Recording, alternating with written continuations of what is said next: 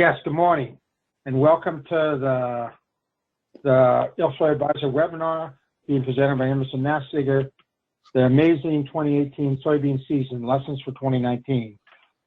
This is this is the fourth webinar in a row that Dr. Nafziger has given on what happened to the soybean crop during the season, and what can we learn from that.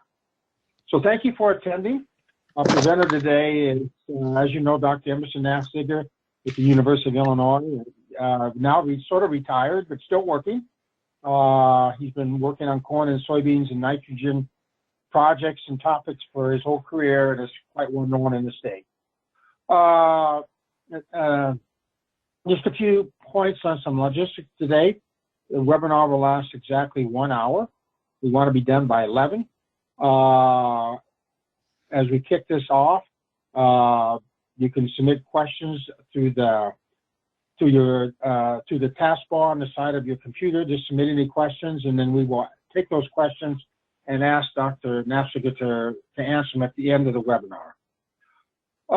There's a few other points. If you were a CCA and you registered, you submitted your CCA number, and that will be submitted to the American Society of Agronomy at the completion of the webinar.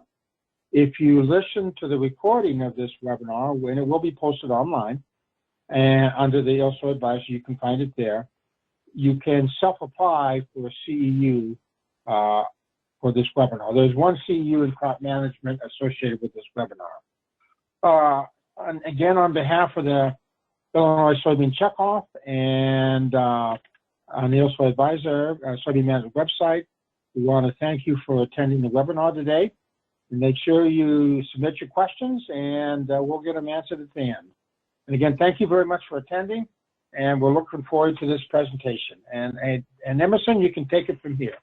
Okay, thanks very much, Dan, and good morning, everybody. Well, it's, although my responsibilities have decreased, my interest in crops, especially crops in Illinois, has certainly not decreased. And I thought, well, kind of wondered if it wouldn't have been better to be not retired this last year, because we're setting new yield records for both corn and soybeans in Illinois, and that's a pretty rare event, but one that we're always happy to have. And we're going to talk about a variety of things. I did go back, Dan, and look at last year. We used the same title, just with different years, which shows a certain lack of imagination, but it also shows you that 2 years were truly amazing, 2 years in a row, and really the last 5 years have been pretty outstanding. And we'll talk about trends and some of these sorts of things as we get going here this morning. So soybean is a crop that, it takes, it's really gained in prominence during my lifetime. Soybeans has gone from not a crop really in the Corn Belt to major crop with more soybean acres now than corn for grain acres, at least. And that's really quite a development. I don't think 50 years ago anybody would have predicted that that's going to happen, but it's a testament to the improvement in the crop, in the genetics and the management, in the weed control, and in all of the things that we do with this wonderful crop. And I've told this story a few times to international audiences about its rise as a world crop, and made the point that no other crop, I think, in the history of the world has basically become a major crop in less than 100 years like soybean has. And that's it's a wonderful story. Here's the story brought down to Illinois level, and this is the corn and soybean acres over the last 20 years or so. I guess that's more than 20, more like 30. But you can see there what we've done with acres. Back in the late 90s, early 2000s, they were pretty similar acreage. Levels about the same as they are today. And then we had the ethanol balloon, I guess we'll call it, that brought corn prices up sharply. And we had some good yields during the 2000s, and corn really became the the golden crop in terms of profitability. Soybean was good, but you can see how the acres spread apart. So we were about 3 million acres difference between these two only back there 7, 8, 9 years ago. And today, the gap is pretty much closed. And in 2018, we had just about equal acreages. That doesn't necessarily mean that's going to stay there. The talk is, of course, what's going to happen with these two crops. If soybean marketing gets back on track internationally, and our markets for both crops are pretty dependent on how much we can export and what the rest of the world will buy it for. And that's probably not going to stay that way necessarily, but having equal acreage of corn and soybean allows us to sort of rotate those two crops. And it's, as I've told you the story often before, it's good for both crops. And we'll show you a little bit of data later on things like continuous soybean. It's something that didn't look particularly good this last year, but with high yields everywhere, you know, a lot of people are going to say, well, you know, we might have been able to get 5 bushel more, but 80 is pretty good. So, and I want to emphasize too, as we talk about this, that not everybody enjoyed those yields. With our yield level set to be 64, at least that's the current estimate, you know, that means that half the acres were below that and half were above that, probably at least distributed that way. And so we don't want to get too carried away and say everybody got high yields without trying this last year, because weather didn't cooperate in all places. But we'll talk about all of those things. Here are the trend lines for corn and soybeans over that same time period, 29 years. I don't know why I started with 90, but it does make a difference where you start. Basically, knocking out 88, 89, which were low corn yields and not great soybean yields, sort of gets us on a little smoother route going forward. The corn one is pulled down by that 2012 yield, barely above 100. And but you can see here, if you look at the last, you know, 2015 with its high rainfall in parts of Illinois, got pulled down, but we've been on a pretty good run of above trendline yields in both crops. It's 4 out of the last 5 for corn, as you can see up here, and it's 5 out of the last 5 for soybean. And this is something where it's not that we've never seen anything like this before. You can go back and look, see that, you know, corn back there 10 plus years ago was 4 years or so above trend line. But the trend line is obviously pulled up over time, and that means that, you know, we come back towards that trend line, or the trend line comes up towards the yields one way or the other. And that will happen with both crops. But there's a lot of weight on the soybean ones if you look at it. The number I want you to look at here is up here on corn. It says yield is 2.42, and too many digits in there, but that means that over that time period, the increase has been 2.42 bushels per acre per year. Soybeans is 0.64 bushels per acre per year. The two lines look pretty different, of course, but on a percentage basis, they're not very much different. And our general rule of thumb is, you know, soybean yields times 3 is good corn yields. Good soybean yields times 3 is good corn yields. And that trend line isn't quite there.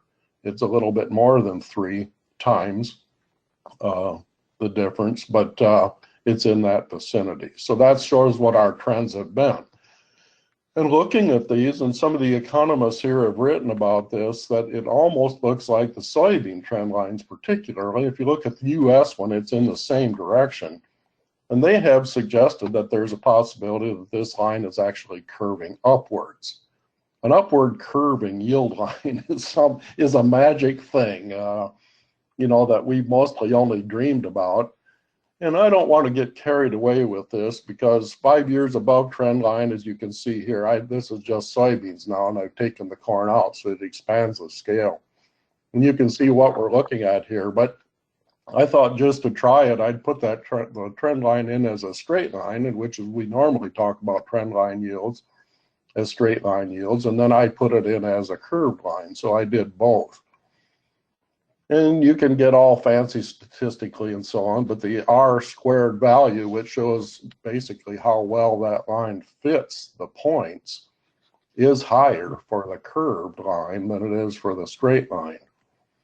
And we get excited about that, but you know, even with 5 years of above trend line yields, I want to be kind of cautious about that, realizing it only takes a couple years of trend line or below trend line yields to kind of knock the curve out of that line. So, but it's a pretty dramatic difference if you look at it now. And I just put these verbiage down here at the bottom.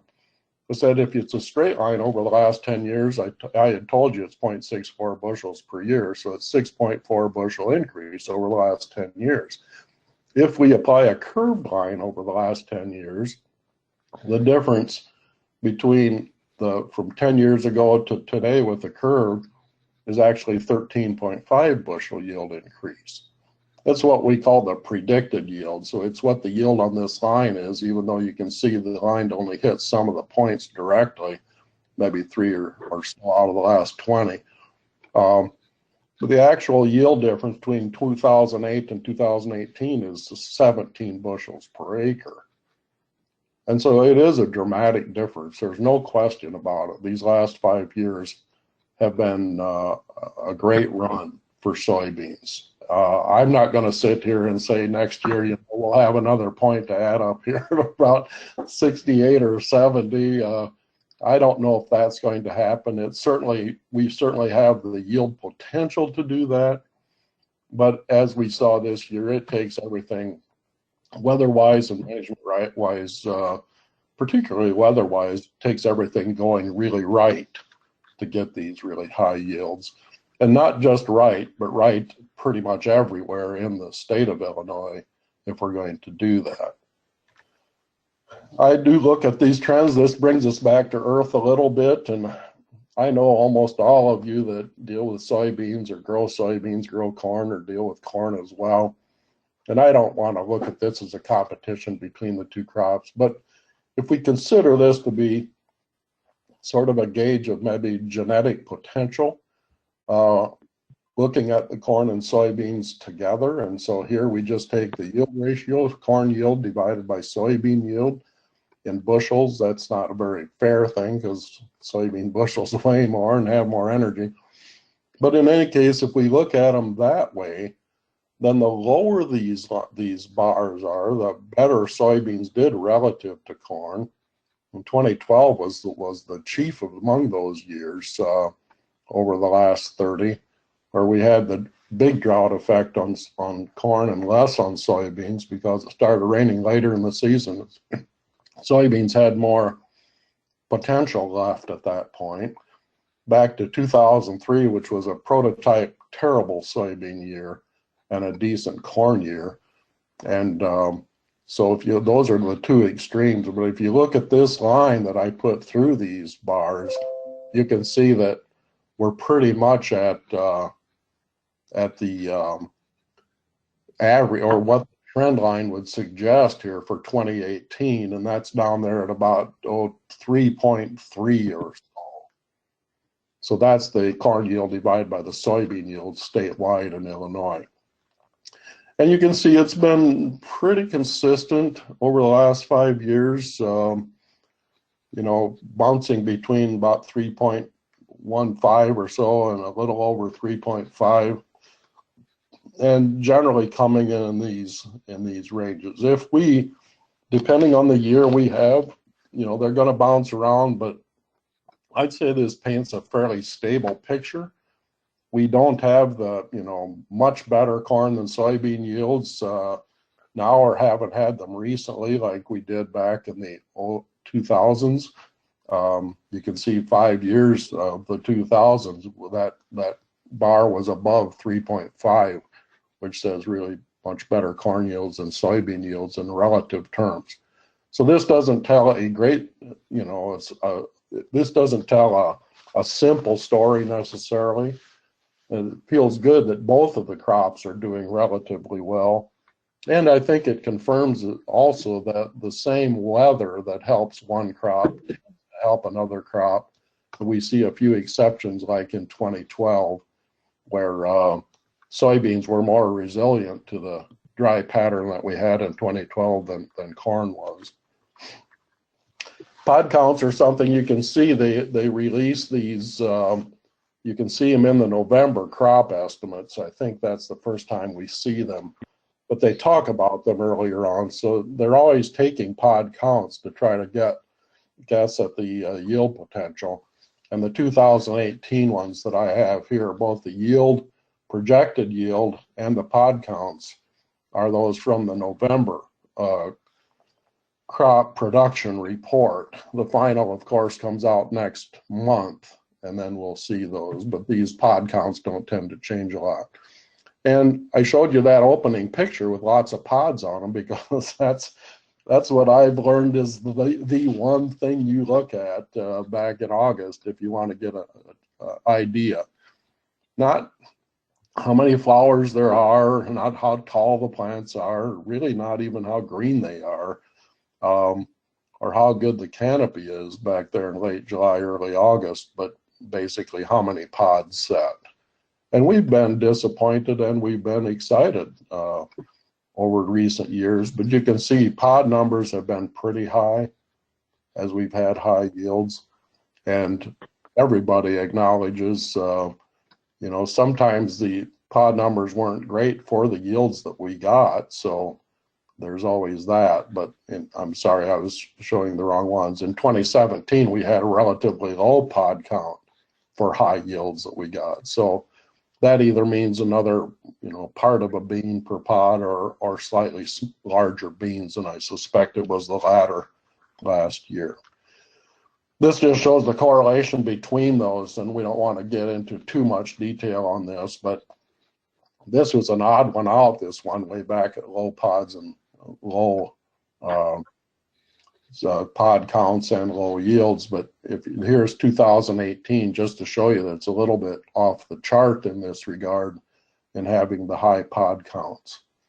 And high pod counts, as I put it in one of my articles, was just, you know, pods all over the place this last year.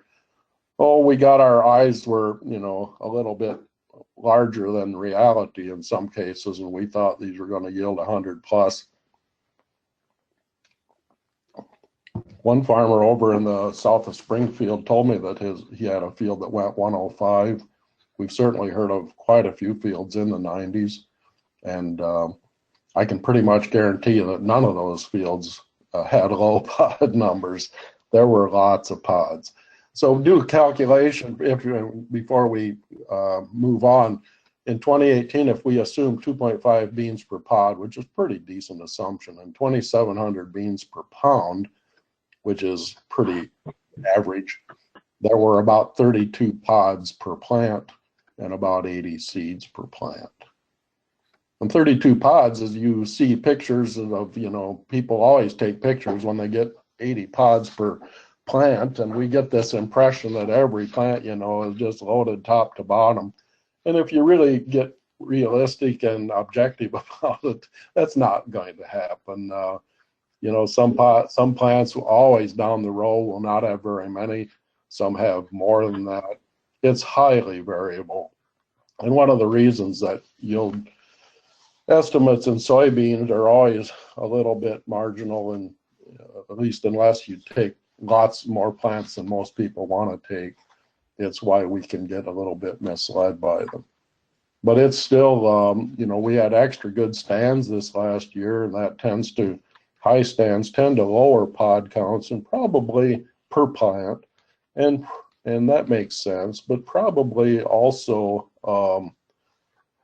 I guess I didn't put on here what the assumption of the number of plants was. I think I used 120,000 for this. But the pod counts they not only become lower if you have high plant counts, but they also become somewhat more variable. And you start to pick up more plants that only have, you've seen runt plants or spindly plants that have 2 or 3 or no pods in some cases. They're not weeds in terms of their presence actually lowered the yield, but they don't contribute. Not all plants contribute, and we always see some of that. This is a nice summation you can get off of the NAS Ag Statistics Service website as well, by state and by crop. And I cut out the middle graph that appears on the page, but the top one shows you the crop ratings for the year. And basically they started high in 2018 and they never really dropped to speak of. So this was, you know, above 80% is certainly high. They kind of edged down for a while and were a little bit lower, and then they started to come back up again. And these are kind of subjective a little bit. I mean, maybe a lot subjective. They're basically, I think, more of a sort of drive-by and how does that crop look.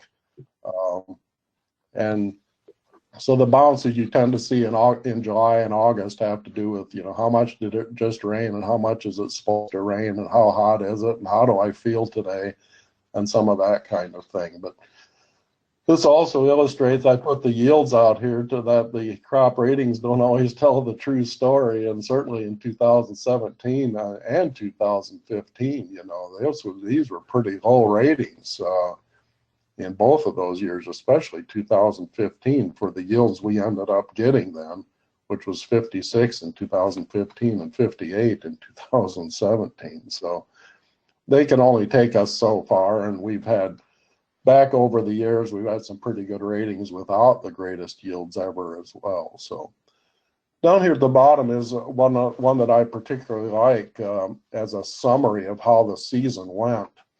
And most of you lived through it, so you kind of have an idea, but this is it in numbers. This is what NAS reports each Monday from the day before Sunday. So it's a 1 week reporting interval, and all of us know that planting started really slowly this year.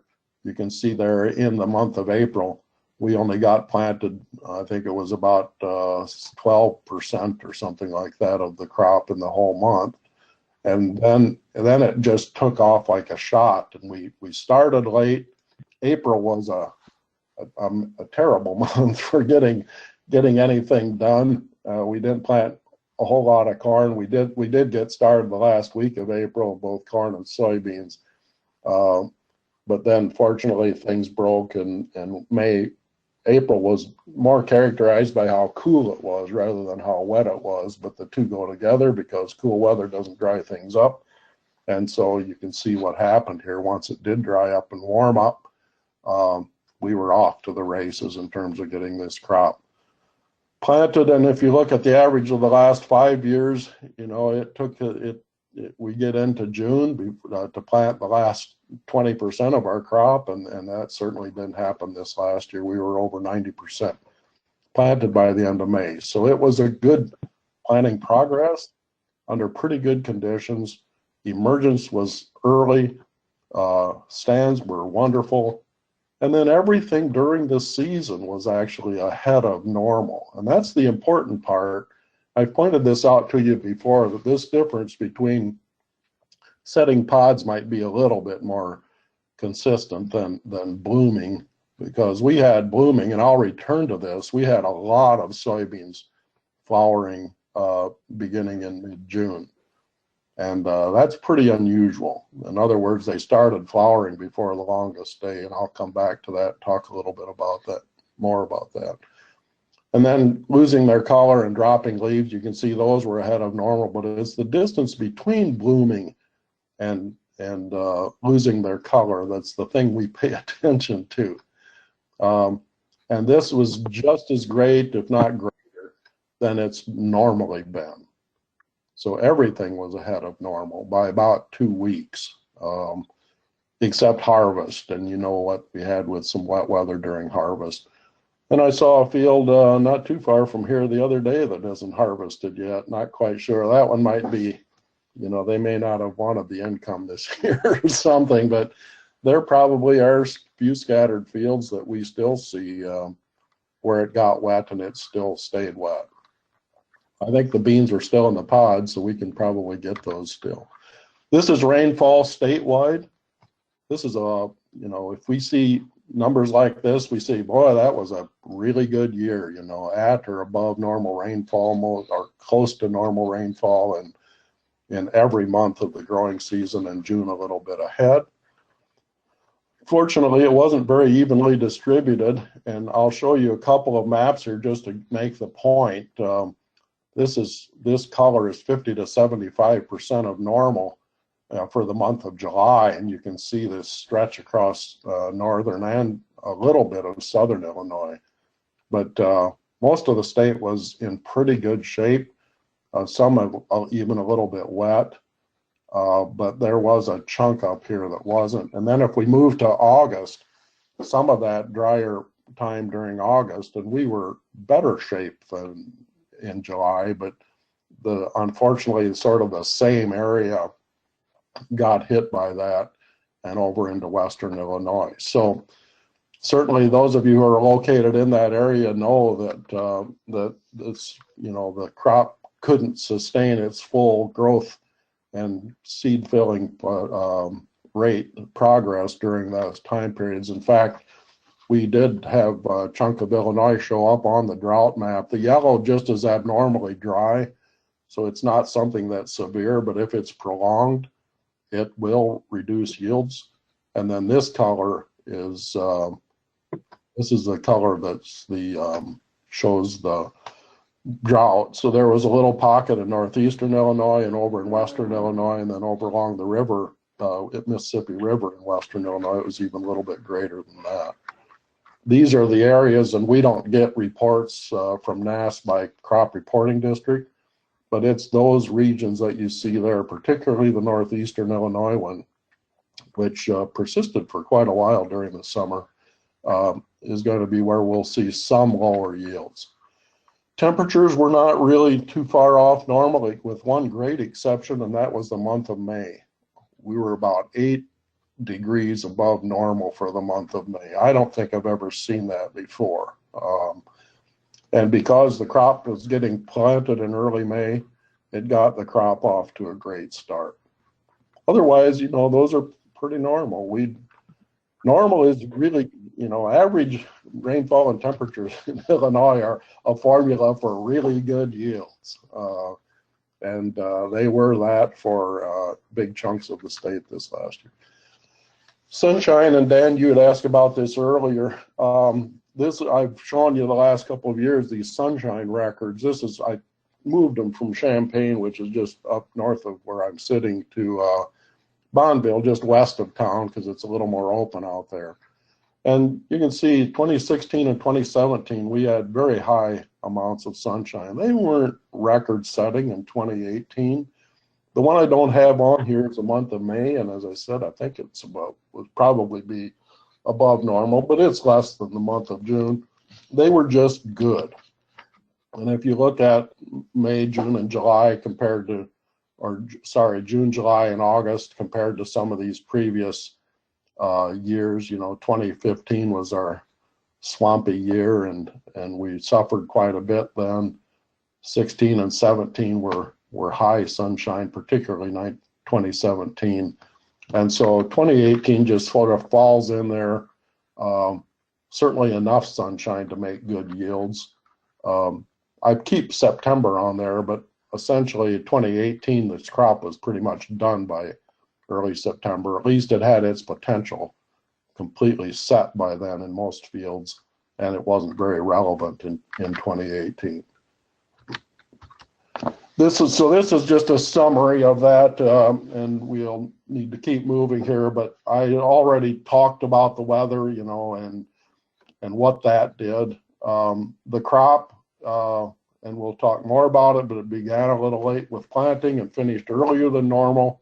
Excellent emergent and early growth, and high crop ratings from the start. Flowering was much ahead of normal, with more than 40% of the crop flowering by July 1st. I don't think we've ever had that much of it flowering before, that early. Excellent canopy color throughout pod setting and seed filling, and pod setting and maturity, both about 2 weeks ahead of normal. and a projected yield of 64, beating the previous Illinois record set in 2016 of 59 by 5 bushel. That's a nice jump. Yields some to well above normal in most areas, limited by dryness and drought in northeastern and western Illinois, and by high rainfall in parts of northwestern Illinois. I didn't really dwell on that. We were much better off than the states to the west and north of us in terms of getting too much rain. We did have a large area of that, at least in Illinois. In 2018, my final note there was that for the soybean crop was probably the most stress-free year that we've ever had across most of Illinois. Don't soybeans need short days to flower? I returned to that as a kind of an interest thing, and I said here, yes, nights need to be long enough. It's the night length that counts to trigger plants of a given maturity to flower. Later maturing varieties need a longer night, which corresponds to a shorter day than early ones, so will flower later. But if a variety normally gets a long enough night on July 10th, which is 20 days after the longest day or shortest night of the year, that same night length also occurs about 20 days before the longest day, or about June the 10th. And if plants have reached the V3 or so, 3-leaf stage by the time they get the signal to flower with a long enough night, they will flower even if it's before June 20. And those of you who've looked at production south of here, you know down in Arkansas, Tennessee, Louisiana, you know, they're using early maturing varieties and trying to plant them in March or even February if they can, but certainly in March. And those essentially complete their flowering process before the longest day of the year, and they harvest them often in late July. So the days don't need to be getting longer by late, they don't need to be getting shorter for the plants to flower. Once they get one night that's long enough to send the signal to flower, they will flower if they're large enough. Night temperature is a much more important factor than most people think it is, and that was certainly the case in 2018. It takes a shorter night to trigger flowering if the night is warmer. And if we had had night temperatures during much of the month of June, sort of at their normal levels, 60-ish, we wouldn't have flowered nearly to the extent we did, because the nights have to be long enough and warm enough, both, for that chemical conversion to take place that makes them flower. So just a little, and I show you an example here. We have a planting date study. I'll show you the results of this in a little bit, but we had maturity group 2.3 up to, I think there was one longer than this, but I just chose the 2.3 and 3.6 maturity groups here at Urbana. And these were planted April 26th, and then I chose the May 24th planting to compare it to. And you can see we had first flower with these early maturing ones on the 9th of June. And on the later maturing ones, it came in at about the 13th or 14th of June. If we planted them later, then the maturity group 2.3, you know, it started flowering by about the 13th or 14th of June. And the 3.6 then was almost a month later. It didn't flower until 1st of July. And then I had first pod, start of pod fill, and maturity. And you can just sort of see that those are kind of in the same pattern. So the early maturing one, you know, it got even planted on May 24th. It got a signal to flower before the longest day of the year and was actually able to start flowering. So this is for you to ponder a little bit more. That's what I always tell the classes.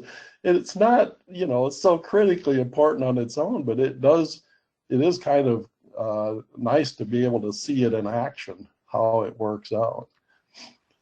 I'm just going to go from that and looking at maturity in the variety trials. I do this just to show you how the variety trials did, and also to, you know, as something that's often of interest. And it's of interest primarily because it differs so much from one of our regions to another and from year to year. And this is one example where the later maturing varieties, adding maturity actually added yield in this case. And this was in the northern region of Illinois, so above I-80. And you can see we added about 0.4 of a bushel per day. And a day is about 1/10 of a maturity group. So going from a group 3 to our group 2.5 to 3.5 or 2.4 to 3.4 here added about 4.5 bushel. This is, I looked also at protein. I saw a comment recently where farmers were urged to use protein to help select their varieties so they could get the best quality out of them. We do protein and oil testing. If you haven't been to the variety testing website, just Google that and you can get to it at the U of I here. And we have protein and oil listed for each region. We take it at every site, and the Soybean Association supports that testing program. We've been doing it for many years now. Here's an odd one out here. I don't know what happened to that, where that one came from. But you can see that for the most of these, these protein levels were in there at around 34, 35, and they really did not change by variety to speak of. Ideally, if these things were positively correlated, high yields at high protein, then we could select for high protein or high yields and sort of end up with the same group of varieties. But when it's flat like this, it means that obviously yield is an important thing to select on, but it's not going to change proteins very much depending on what you select. This is the second region. This is down a little bit, runs along south of I-80 in north central Illinois, and you can see they're pretty much that same correlation. Again, very high yield levels. These are 3 location averages here, where we're getting up in the 90s. And again, we added about 0.4 of a bushel for each day later in maturity. No, it's,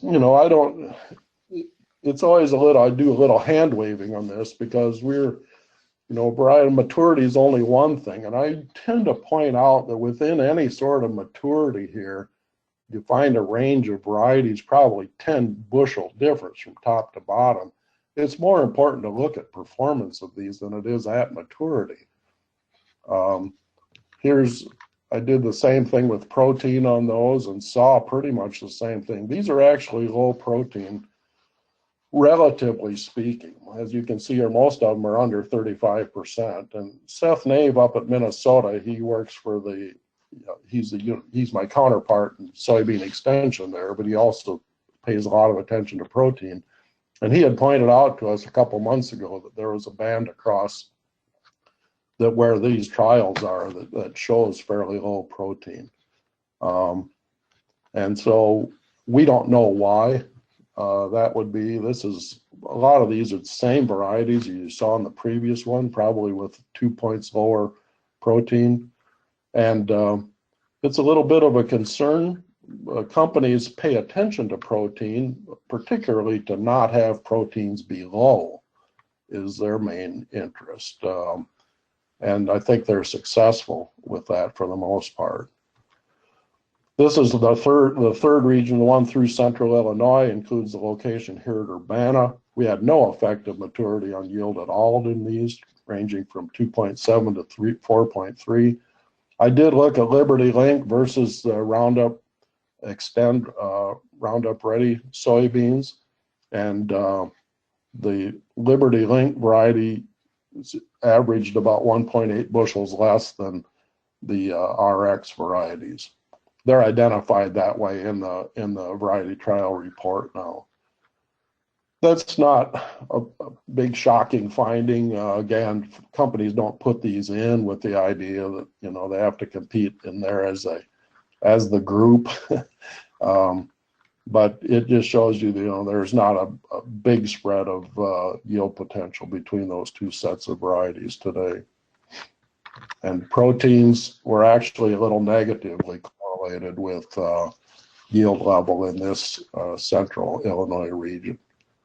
That's not very strong, but you know, losing a point on average, this line goes from 35 to about 34 as we go from the lowest yields to the highest yields in the trial.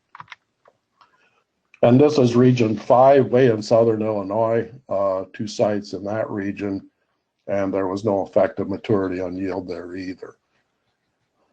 Doing the comparison of Liberty Link with the Extend soybeans down there, you can see it was a bigger difference, 3 bushel difference.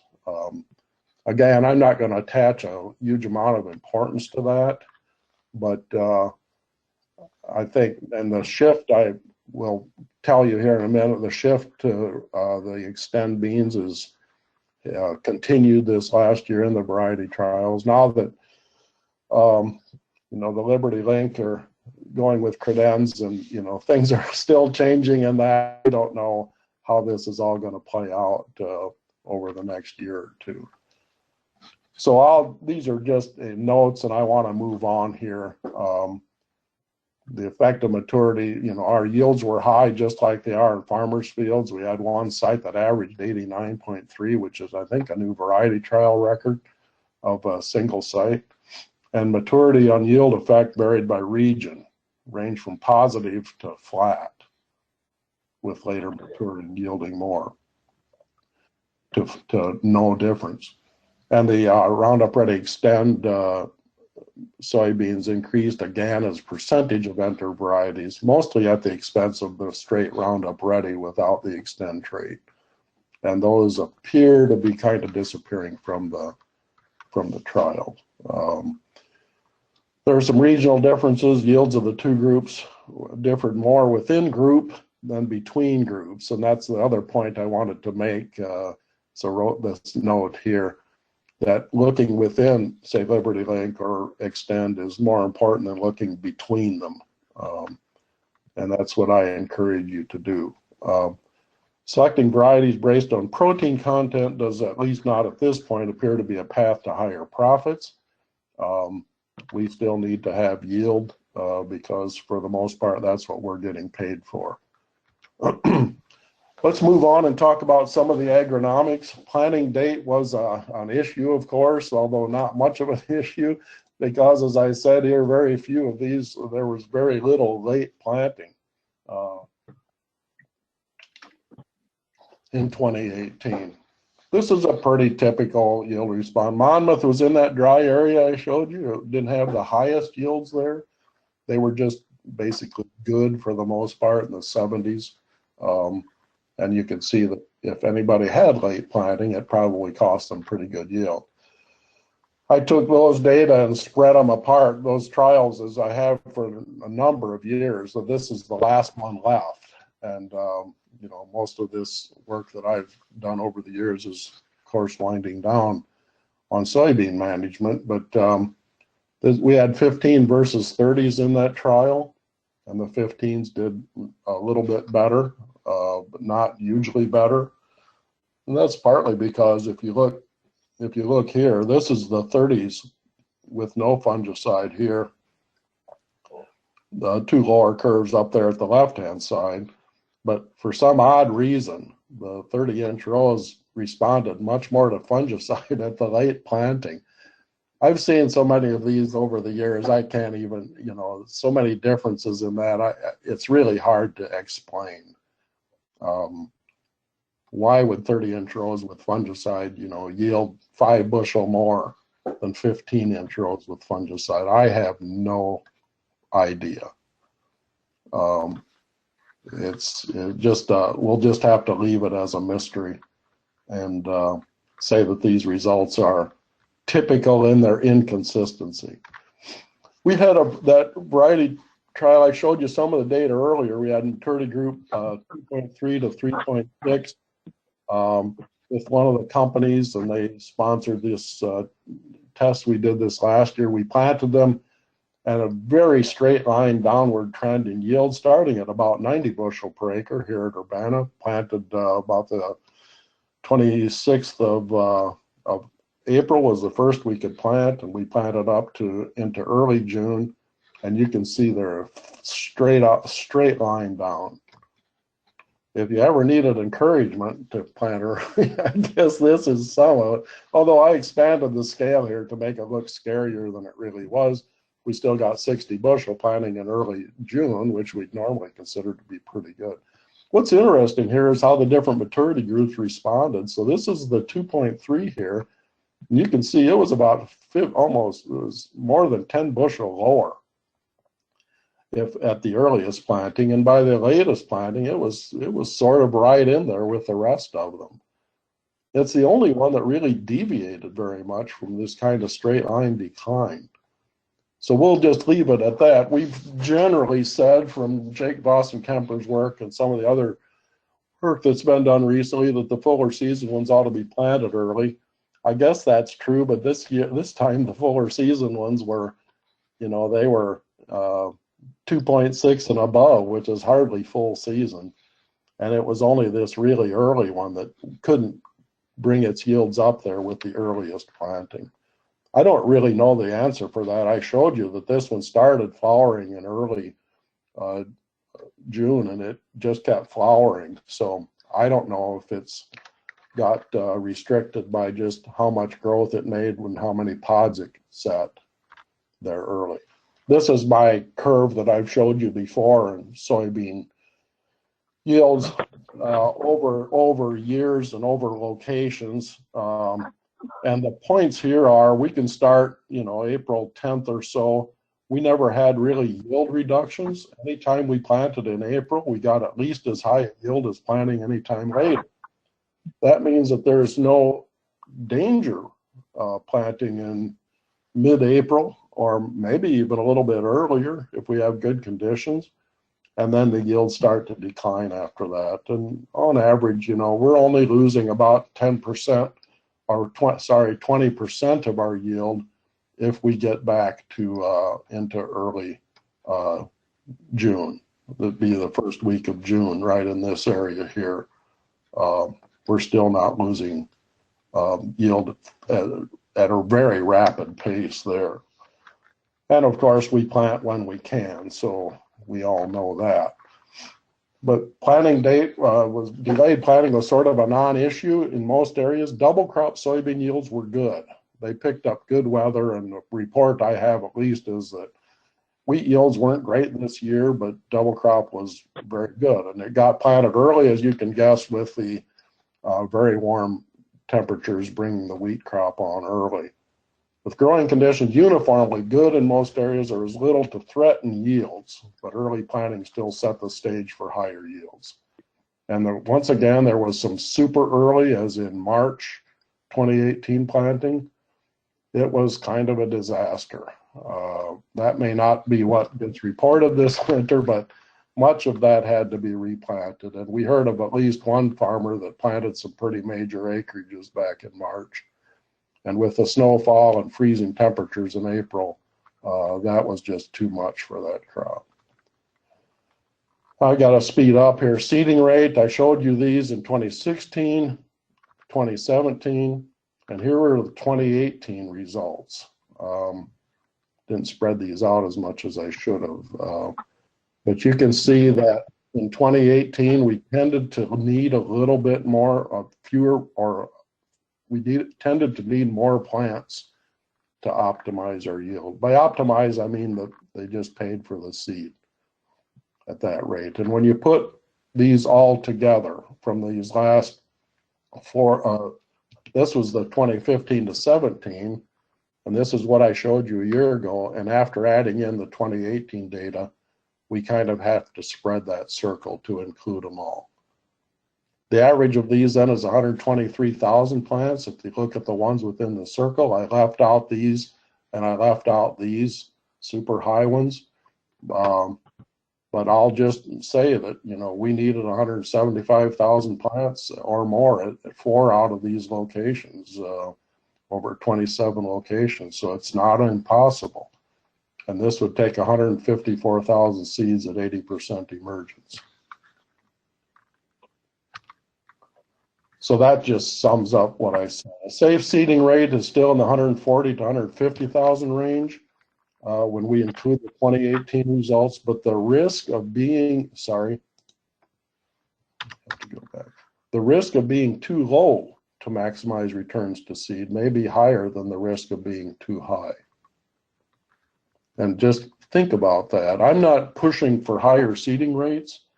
I am pushing against the trend I've seen in some cases where people say, oh, if you get 100,000 plants, you got plenty. We do not find that to be the case. I think I'll skip over all of this. Our time is pretty much up. Just to say that in a rotation study this last year, the one we have still running at Monmouth, continuous soybean, did not do well. And this was about 20 years of continuous soybean, and they did not do very well. Our corn soybean rotated there, yielded only 52 or so. These weren't great yields, as I said to you earlier at this site, but the ones with the 3-year rotations yielded better than the ones with just corn soybean. And I'll skip that. And we ran a study this last year here in 2018 at Urbana, where we had continuous corn with residue removal and tillage in place for 12 years before. And kind of interesting results where we got higher yields where we had not removed residue than where we had removed some or all of the residue over all 12 of those years. And no-till yielded more than tilled in this case. Again, we'll just have to ponder that, and I'll skip that one. And I'll skip that one and end up and get us to the end here. So about nitrogen, when the canopy is dark green by early August, as I say here, the crop is unlikely to yield more if N fertilizer is used. By August 1 in 2018, it was very dark green, almost every field. This is some nice work, and some of you have seen me show this from Wisconsin, where they looked at nitrogen uptake. And what their point is that, you know, here by R4, R5, the crop should have taken up about 50% of its nitrogen. These were high yielding soybeans, 80 some bushel. You can see here they took up over 300 pounds total. And this gets translocated then to the seed, what's in the plant there at these stage R4, R5. And that's important that they have a lot of nitrogen in them then. If they do, they'll look dark green, and they're going to have plenty of nitrogen to get through to the end of the season. Our results with nitrogen, I've showed you these before. They're still, and we're pretty much stopped this work now. You can strong arm a 5 bushel out of the yield, more out if you put on 100 pounds 2 or 4 times, but it's not economical. And in many cases, putting on more during the season doesn't increase the yields at all, as we've seen the last 2 years. So just a recap, and last slide, the less stress soybeans encounter, the more they tend to yield. That's sort of sounds reasonable. My point here is don't create stress on purpose. As some people have said, soybeans love stress. If you stop it, they're so happy they yield more. Doesn't seem to work. Variety maturity is not too strongly correlated with yield potential, but I would suggest choosing from among not the earliest varieties. And planting early from mid-April, not mid-March, into mid-May produces the highest yields. And for reasons not altogether clear, we needed more plants in 2018 to maximize return to seed. 140 to 150,000 is still safe, but don't skimp. Most yields with high and higher yields in 2018 did not receive fertilizer N, and that's going to be true in 2019 as well. And I didn't talk a lot about this. I'll let the others carry on with this, but still little consistent benefit to fungicide or insecticide when diseases and insects aren't present. And we'll stop with that. Took up all of my time plus, again, as usual, and appreciate your attention. All right, Emerson, thank you very much. You covered a lot of ground there in 1 hour.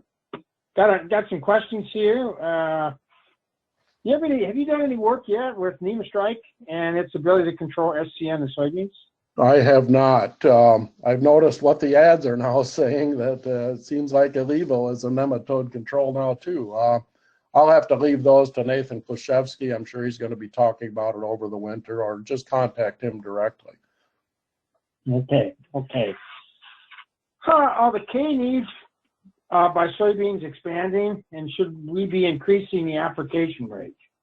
Of potassium? Yeah, potassium. No, they haven't been increasing.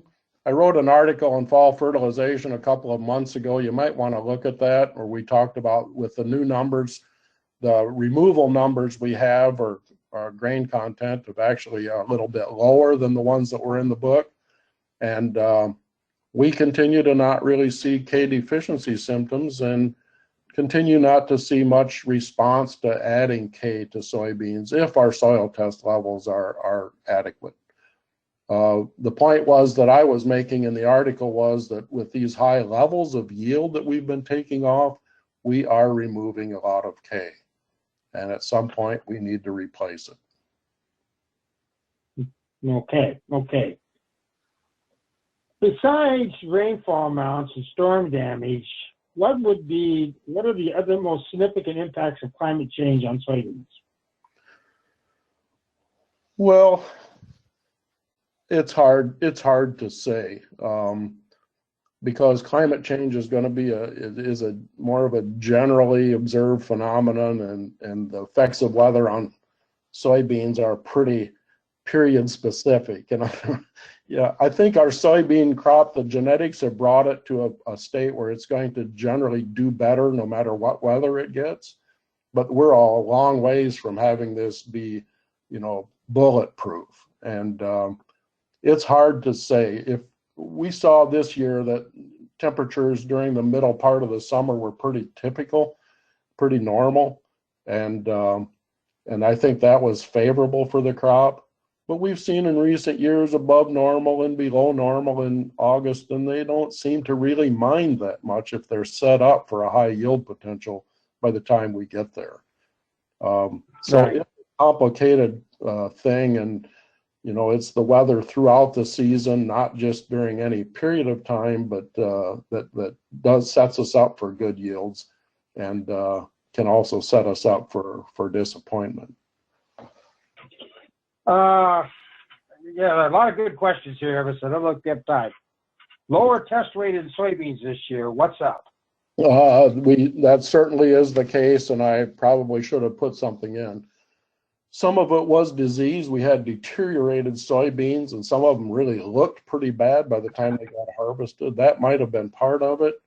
It's unusual to hear about dockage on soybeans. We did hear some this year, and that some of it was docked. Honestly, I do not know why soybeans that were in areas, yielding 75, 80, 90 bushel, I don't know why those would have had lower than normal test weights. Our combine can take them in the variety trials. We just don't even bother with the data because it's never of very much interest. And we could speculate and wave our hands and say, well, it all yield got built pretty fast and it didn't pack it into the seeds enough, or this sort of thing. But soybean seeds are round and they fit together pretty well, and you have to have big change in sort of grain density within a current individual seed to affect the test weight much. And I don't know why that would have been the case in 2018. A couple questions. One on height. Soybean height, you got tall soybeans that lodge over and cause harvesting difficulties. As we look at height, is that any relationship to yield in Illinois? It's a good question. We've looked at it in our variety trials. We still take height, and we do it partly so we can look at things like that. It was pretty typical this last year. We had the early growth, but it didn't, keep warm and wet there in about late July is what makes them keep extending their height, and we didn't really see them do that this year. We think that there's an optimal, sort of an ideal height, and if they're too much taller or too much shorter, it means yield loss. And if I had to give you a number today, I'd say probably 36 inches to the tip of the stem. But you know, the type of lodging that we saw, and that's not always coming with tall beans, but we saw favorable, I'm going to call it favorable leaning this year. We saw fields, and all of you saw this there in August, as their pods got heavier, they just kind of, you know, started to sink towards the ground a little bit. When the leaves fell off, they kind of straightened back up. And these are generally a favorable indication, just that the pods were filling. There were lots of pods and they were filling well. Obviously, the companies, breeders are selecting against lodging tendencies. I think that there's a general acknowledgement, you know, if we have conditions that result in really short plants, it's often ones that result in lower pod numbers per plant as well. Although short soybeans can yield very well in many cases. Getting them too tall, it's not like, you know, it's never seems to be an increaser of yield if you can have conditions that get soybeans too tall. And in years like 2003, when they all got really tall and lots of growth, we do so much internal shading in those that we often can't fill the pods completely. Right. Well, I had another question here about this whole thing about population, because you had said that there seemed to be, didn't have enough plants out there. And don't skimp on population. It seemed like you recommend 140 to 150 at planting. I found that kind of interesting, that we're kind of short on population. Where on that today? Well, this last year, and I've not very many fields were short on population because our stand percentages were so good this year. I think they were 95% in a lot of fields, or even better than that. And so we had probably enough plants in virtually every field. What surprised me was that we had these sites again this year where we needed 170,000 or more plants to get to maximum yield. And we've sort of thought over recent years that we never need to do that. And with good pod numbers per plant, we would have thought, well, the pod, you know, if there's fewer plants, they'll just have more pods on them. And there might have been a limitation of some sort in there when we had too many plants, or didn't have enough plants so that they could compensate. I want to say this correctly. We had good plant counts, but it might not have been quite enough to maximize the number of pods per acre or per square foot. I don't think we saw such a big shift from what we've seen before that we should make any changes in what we're doing, unless we've been trying to get by with, you know, dropping 120,000 or so, and that might be time to rethink that a little bit. Right. Okay, hey, Emerson, we kind of ran out of time. We got one last question. I don't really expect you to answer it. They were what somebody asked, did the Trump payment bring about an increase in soybean yields this year? Sorry, you were breaking up there, Dan. What did you say? No, I said, somebody asked, did the Trump payment, commodity payment, bring about an increase in soybean yields this fall? So, I think it's a little bit too late to have very much effect. Yeah. All right, well, Emerson, again, thank you very much for taking your time to give us another webinar. We hope you're still actively working. You can come back next year and give us another great update on the 2019 soybean crop.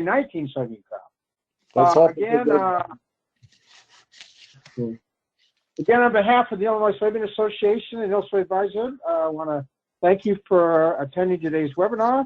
And again, as you registered, if you put in your CCA number, you will get a credit for attending this session if you participated. And lastly, if you listen to the recording of this webinar, you can always go online into your CCA account at the American Society of Agronomy and self-apply for credit. Again, on behalf of the Illinois Soybean Association, thank you, Emerson, for this great webinar, and thank you all for attending. And we look forward to seeing you at future webinars down the road. Everyone, have a very good day and have a Merry Christmas. And this webinar is now over.